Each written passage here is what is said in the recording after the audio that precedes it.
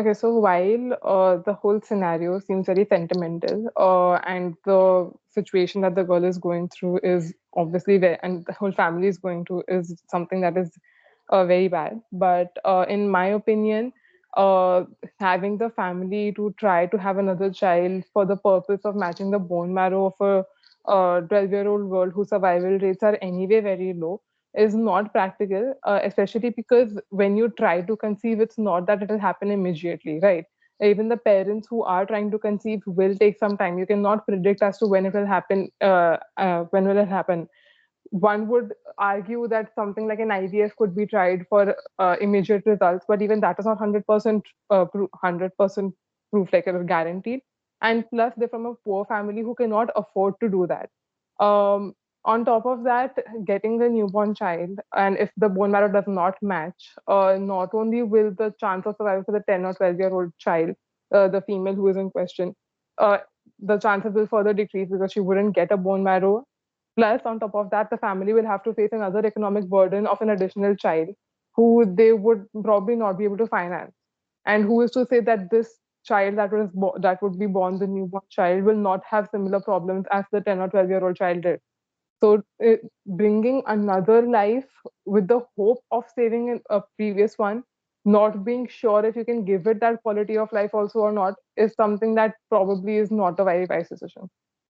In Instead, they could probably look for some more donors. There are lists that come out of donors who probably can help her. Matching will take some time, yes, but bringing about a new life would also take that much time.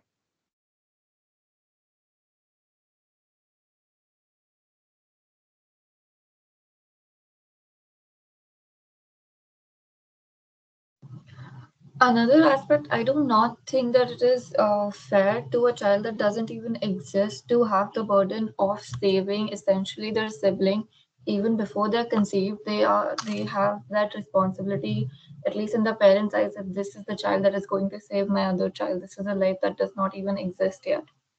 In my eyes, also it is also somehow reducing the child from a whole human to just a bone marrow. The only reason they are having the child is to use the bone marrow. In my eyes, it is a very not very, but it is an inhumane solution, especially if that is the only reason you're having a child. This case also reminds me it's been used. I am not sure if it was inspired by the same real life case or not, but a movie did deal with it. So that's what it reminded me of. In the movie, they went a step ahead. The parent did have a child. The child was also a pre-adolescent, and the child not only bone marrow, the child over 7, 8, 10, 12 years of their life had donated various organs to their sibling as well. So this is basically the synopsis of the movie and how they go about it.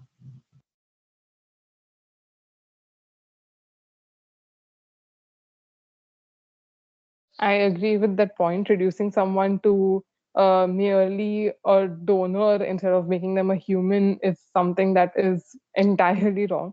I understand the plight of the parents also, and the doctor suggesting it is suggesting it and not enforcing it. So it is up to the parents to take the final decision. But had I been in the situation, I would have advised them against it.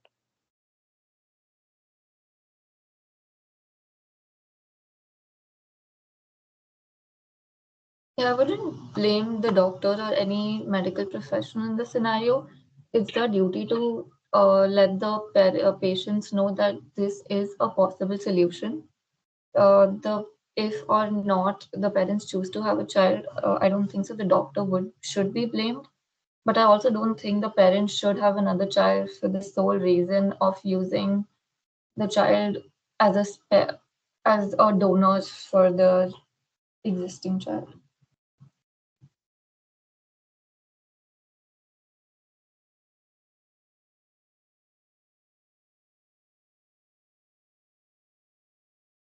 Also, we don't really know what the disease in question is over here.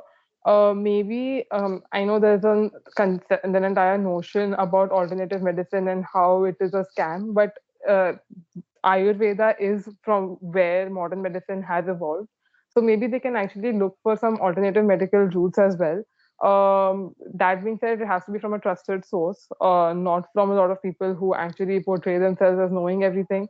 That is the problem that happens with these alternative medicines like homeopathy and Ayurveda. It's not that they don't work, it's that the people promoting them are not legitimate doctors a lot of the times, which is why they have gotten that bad reputation to it.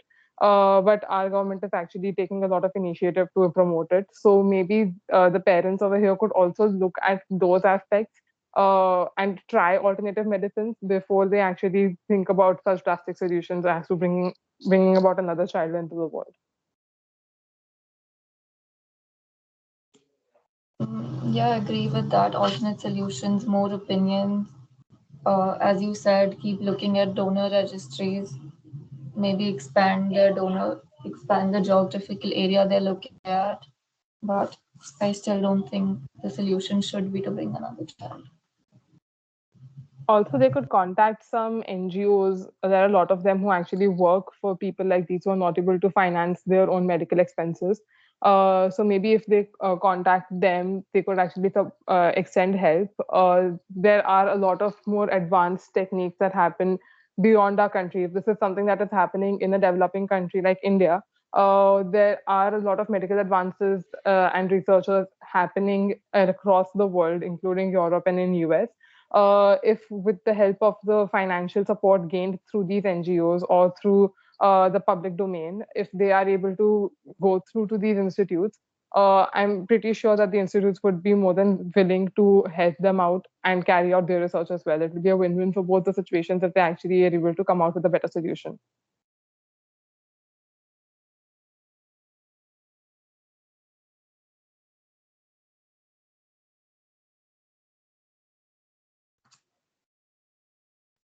I agree with that, and if that does not garner as much support as they can, or if they're not able to gain as much help as they want, another popular thing these days is GoFundMe's. People crowdfunding their medical expenses, reaching out on social media to other people, sharing their story, sharing their what has been told, everything, and gaining funds through that. They could also try that.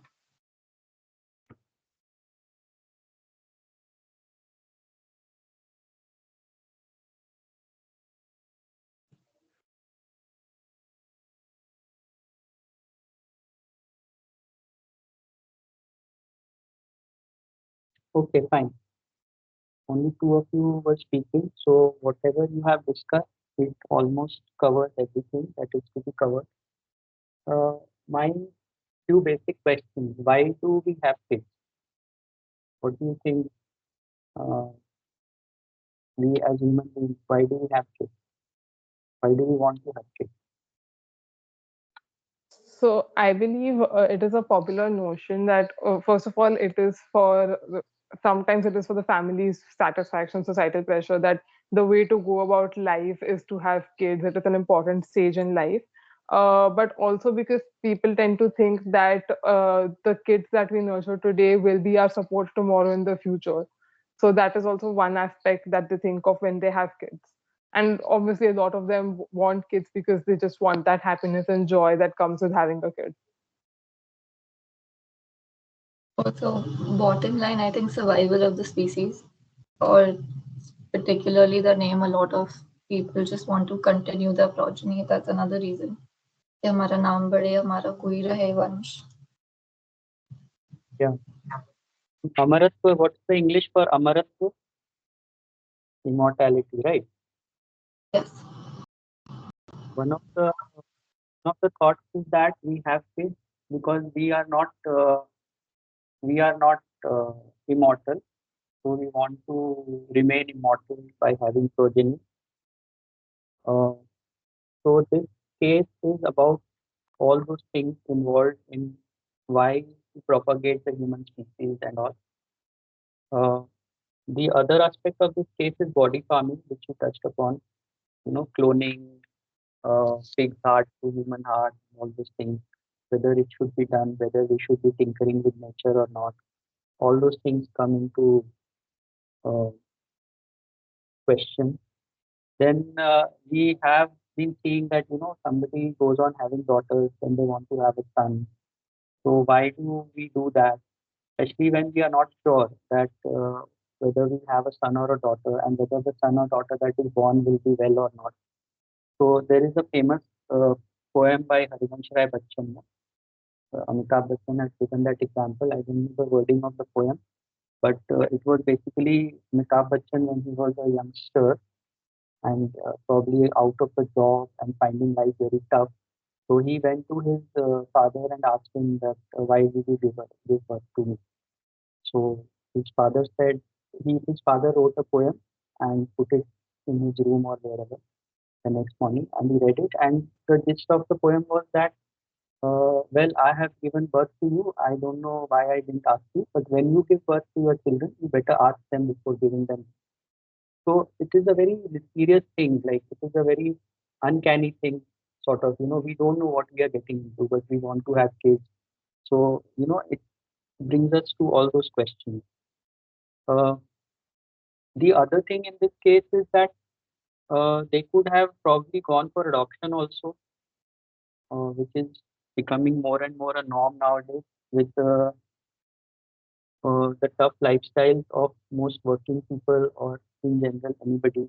I have a lot of friends who 30 years ago decided not to have any kids because both the husband and wife were working. So they decided to go for adoption only. So that could be some kind of solution for this case. So, but इस specific case में adoption थोड़ा बाद में नहीं आएगा because the reason they want a kid is to save this Marissa girl, not because उन्हें बच्चा चाहिए. It is not directly relevant, but then the chances of the child being born, the chances of that child's bone marrow matching.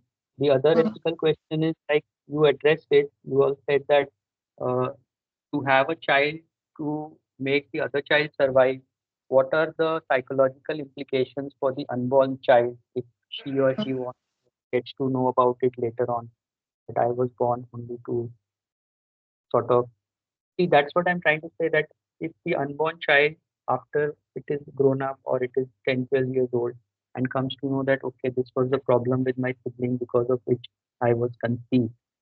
So usually we think of people having children out of love. But this is a very mysterious kind of love because we really don't know whether the child born will be good child, bad child, whether we'll be loving that child. There are so many ifs and buts in child in having children also. So all those things come up in this discussion. And like Ayushi said, it seems to be not a very human solution.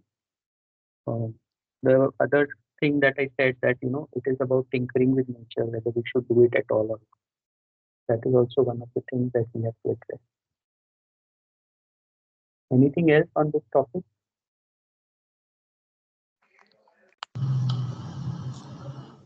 No, sir. Okay. So any other questions you have in mind?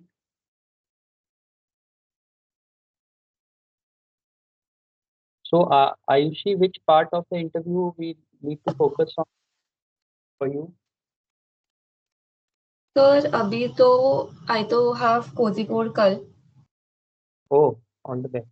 हाँ, thank you. तो अभी उसके लिए I was just मतलब बाकी I am done with my academics majorly. I have done 2-3 subjects अच्छे से. वो हो गया. I was just focusing on finance वगैरह के जो भी कॉन्सेप्ट्स वगैरह. I was going through the documents you had sent and I was looking at all the questions. उसके सारे आंसर्स वगैरह Okay. वो. So okay, we'll discuss tomorrow how your interview went, and again from there, if there is any learning or any doubts. And one thing that you do, I see, is you start speaking in Hindi midway. That Yes, sir. somehow sounds very casual at times. So don't do that in the interview. Yes, sir. Yes, sir. Fine. Nikta, anything for you? No, sir. I'll probably ask Ayushi how her interview went tomorrow because I have mine on Wednesday. Oh, Okay. I was about to ask you when yours. Where is yours? Mirador only. Yeah, yeah. अच्छा. ठीक है. ठीक है. Hello, all the All the best. best. We'll Thank meet you. tomorrow at Yeah. 8:45 p.m. Good Thank night. you.